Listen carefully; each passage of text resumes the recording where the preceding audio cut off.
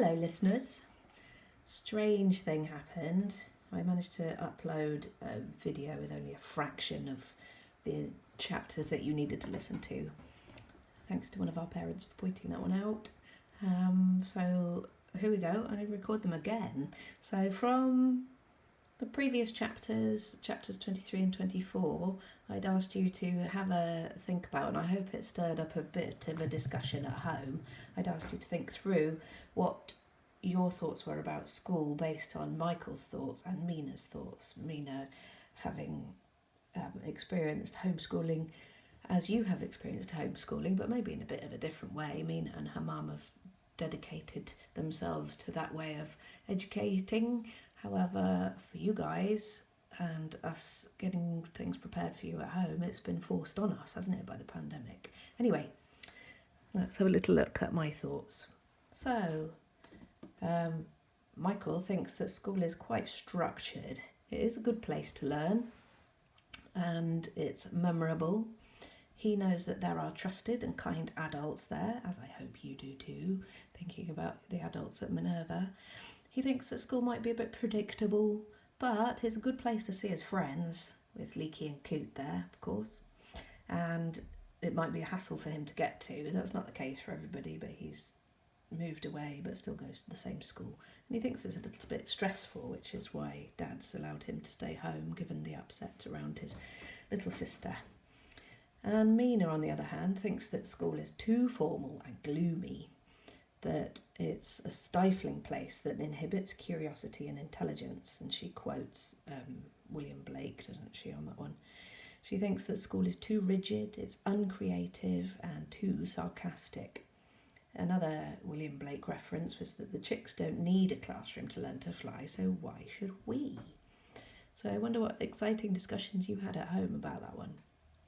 Okay, for chapters 25 and 26, the Viper's questions are: where had the woman with the Zimmer frame walked?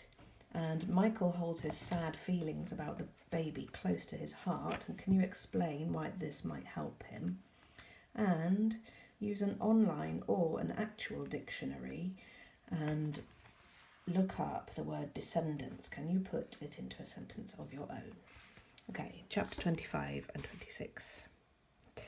The wires and the tubes were in her again. The glass case was shut. She didn't move. She was wrapped in white. Her hair was fluffy, dead straight and dark. I wanted to touch it and to touch her skin, feel it soft against my fingertips. Her little hands were clenched tight on either side of her head. We said nothing. I listened to the drone of the city outside, to the clatter of the hospital. I heard my own breathing, the scared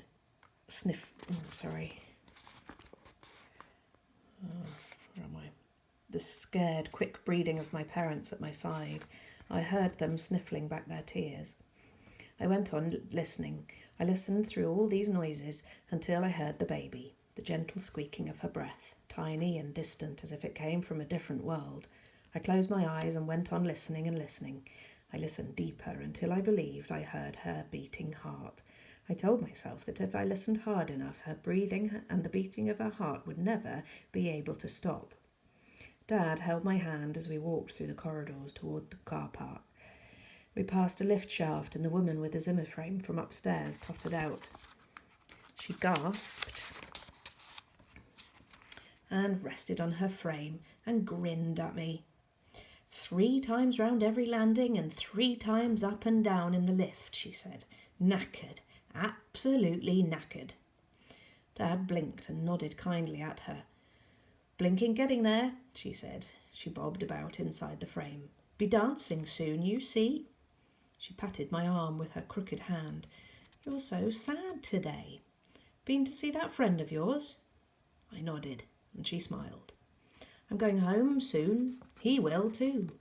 Keep moving. That's the thing. Stay cheerful. She hobbled away, singing Lord of the Dance. Dee-dee-dee-dee-dee-dee-dee, to herself. Who did she mean, your friend? Said Dad. Nobody. He was too distracted to ask again.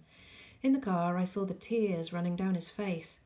I closed my eyes. I remembered the sound of the baby's breathing, her beating heart. I held them in my mind, went on listening to them. I touched my heart and felt the baby's heart beating beside my own. Traffic roared past. Dad sniffed back his tears. I stayed dead silent and concentrated on keeping the baby safe. Chapter 26. There it is, said Mina. Archaeopteryx, the dinosaur that flew. She laid the heavy encyclopedia on the grass beneath the tree. We looked down at the clumsy creature. It was perched on a thorny branch. Beyond it, volcanoes belched flames and smoked. The great land-bound creatures, Diplodocus, Stegosaurus, lurched across a stony plain. We believe that dinosaurs became extinct, said Mina, but there's another theory, that their descendants are with us still. They nest in our trees and our attics. The air is filled with their songs. The little Archaeopteryx survived and began the line of evolution that led to birds. She touched the short, stunted wings. Wings and feathers, see? But the creature was a heavy bony thing. Look at the clumsy leaden tail.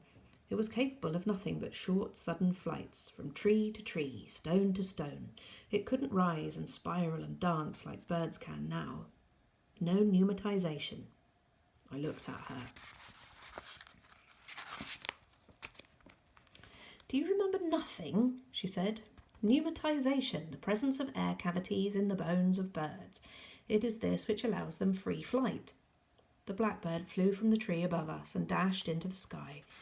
If you held the Archaeopteryx, she said, it would be almost as heavy as stone in your hand.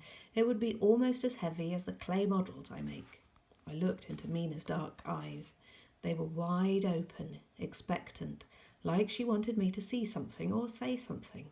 I thought of the baby in my lap, of Skellig slung between Mina and me. I thought of his wings and of the baby's fluttering heart. There's no end to evolution, said Mina. She shuffled closer to me. We have to be ready to move forward, she said. Maybe this is not how we are meant to be forever. She took my hand. We are extraordinary, she whispered. She looked deep into me. Skellig, she whispered. Skellig, Skellig. I stared back. I didn't blink.